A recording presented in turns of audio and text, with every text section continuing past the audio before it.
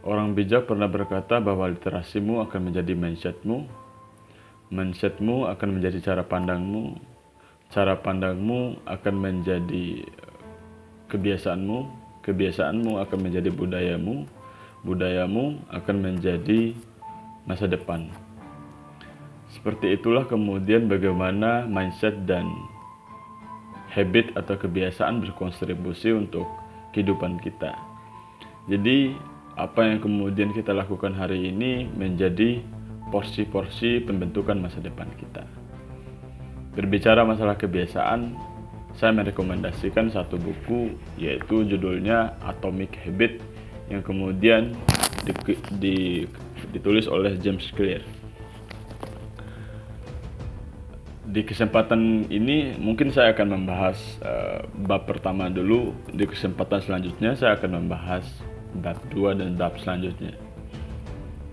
Ada hal yang menarik yang kemudian saya dapatkan dari buku ini tentang bagaimana kemudian tahap-tahap kita mengubah kebiasaan. Pertama adalah kadangkala kemudian dalam proses merubah kebiasaan kita mengandaikan untuk bagaimana merubah kebiasaan itu 50-75% bahkan 100% dalam sehari. Dikatakan dalam buku ini bahwa perubahan yang kemudian kita lakukan sehari itu nggak perlu banyak-banyak, yang berbentuk atomik saja sebanyak 1%.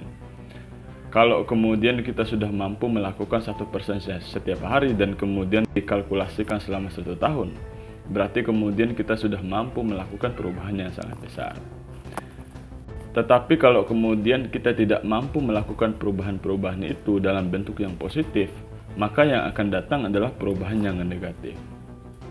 Misalnya katakan saja, kemarin kita menunda jam tidur kita karena kita sedang men-scroll HP atau kita sedang melakukan hal-hal yang nggak produktif, maka besoknya pula akan kemudian berefek untuk menambah 1% kebiasaan buruk itu. Jadi setiap hari itu adalah tentang bagaimana kemudian kita langsung ke atas atau ke bawah. Di dalam teori sejarahnya Hegel tidak ada yang namanya pertengahan itu. Yang ada hanyalah tesis, antitesis, dan sintesis.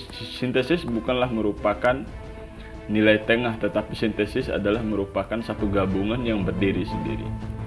Perubahan 1% itu seperti bunga yang kemudian ada di perbankan. Kalau kemudian kita terus melakukan investasi, maka bunganya akan menambah 1% setiap hari.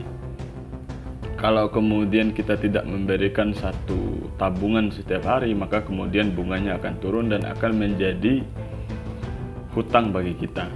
Maka persoalannya adalah apakah kemudian di masa depan nanti kita menginginkan bonus atau hutang, itu menjadi persoalannya. Pada poin kedua, di sini dibahas tentang bagaimana kemudian lupakan sasaran dan kemudian berfokuslah pada sistem.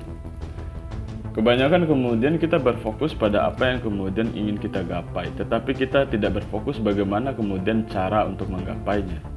Kita kebanyakan memimpikan tentang bagaimana kemudian kalau kita dewasa nanti, bagaimana kemudian kalau kita nikah nanti, bagaimana kalau kemudian kita memiliki anak nanti, bagaimana kalau kemudian kita memiliki tabungan besar nanti.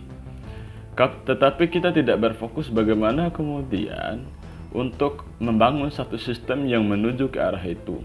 Apa instrumen yang kita butuhkan, apa kemampuan yang kita butuhkan, apa skill yang kita butuhkan, apa pengalaman yang kita butuhkan.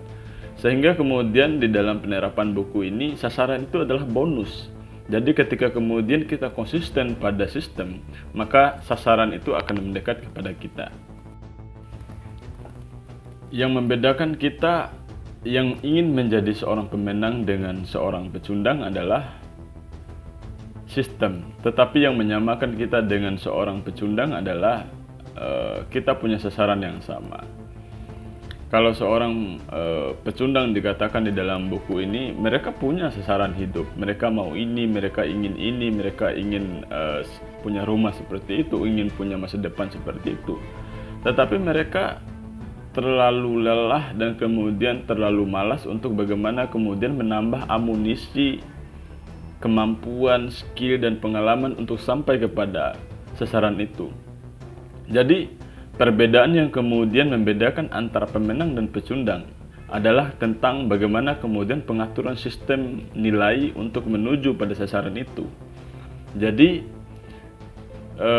jangan berfokus pada sasaran, tetapi bagaimana kemudian kita mengkonstruksi dan konsisten pada sistem yang kita sudah buat dan kita sudah pilih. Poin keduanya adalah meraih sasaran hanya perubahan sesaat.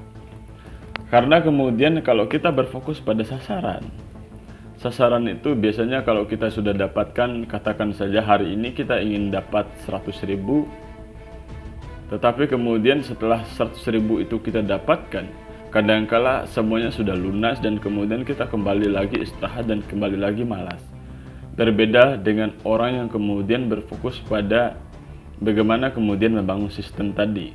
Karena dia nggak kenal kata finish, dia selalu memberikan ruang misteri di dalam diri orang, sehingga kemudian ketika hal itu akan kemudian menuntun kita ke arah konsistensi, menuntun kita ke arah bagaimana tertib, bagaimana terus harus belajar, harus menambah skill, dan harus kemudian berjalan untuk menambah pengalaman. Poin ketiganya adalah sasaran membatasi kebahagiaan Anda. Karena begini, kebanyakan orang kemudian kalau mereka sudah mendapatkan sasaran yang mereka miliki, mereka kemudian akan mengambil posisi istirahat daripada waktu yang mereka gunakan kemarin untuk berusaha. Misalnya kayak begini, banyak orang yang katakan saja sudah belajar 1 hari full, menonton video, membaca buku, tetapi mereka meminta istirahat dari capeknya hari itu selama 1 minggu. Jadi itu, ketika kemudian orang berfokus pada sasaran, maka kemudian kebahagiaan yang akan dijamin daripada sasaran itu hanyalah bersifat temporal atau sesaat. Berbeda dengan kemudian orang yang berfokus pada sistem, karena di dalam sistem itu kebahagiaannya sangat variatif, kebahagiaannya sangat banyak bentuknya, kebahagiaannya sangat mendidik dan akhirnya sangat nikmat sekali. Jadi janji-janji yang kemudian dihadirkan di dalam satu sistem itu sangat luar biasa. Yang terakhir adalah sasaran tidak bersesuaian dengan kemajuan jangka panjang.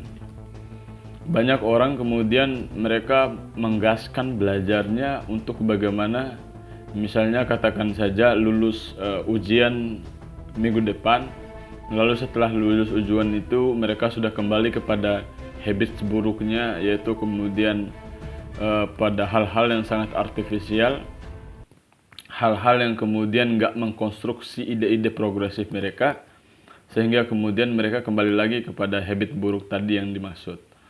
Maka ketika orang terfokus pada sasaran, seperti itulah yang kemudian dampak yang akan mereka dapatkan. Berbeda kalau kemudian orang berfokus pada sistem. Sekalipun kemudian orang itu sudah lulus ujian, karena kemudian yang menjadi porsi sistem adalah mereka ingin jadi orang yang cerdas, mereka ingin jadi orang yang pintar, bukan lulus ujian. Karena lulus ujian itu adalah bonus daripada satu sistem yang mereka sudah bikin berhari-hari, berbulan-bulan, bertahun-tahun. Jadi kemudian saya sangat merekomendasikan buku ini untuk bagaimana kemudian teman-teman bisa mengubah kebiasaan atau habit teman-teman. Karena seperti tadi, kalau kita mulai kemudian malas atau mulai kemudian menganggap remeh tentang mindset dan tentang menganggap remeh tentang baca buku, yang akhirnya berdampak pada kebiasaan Anda yang akan buruk, pandangan Anda yang akan buruk dan gak progresif, budaya Anda yang gak akan merubah apapun, lalu kemudian percuma kemudian kalau kita berhalusinasi tentang masa depan yang baik. Seperti itu.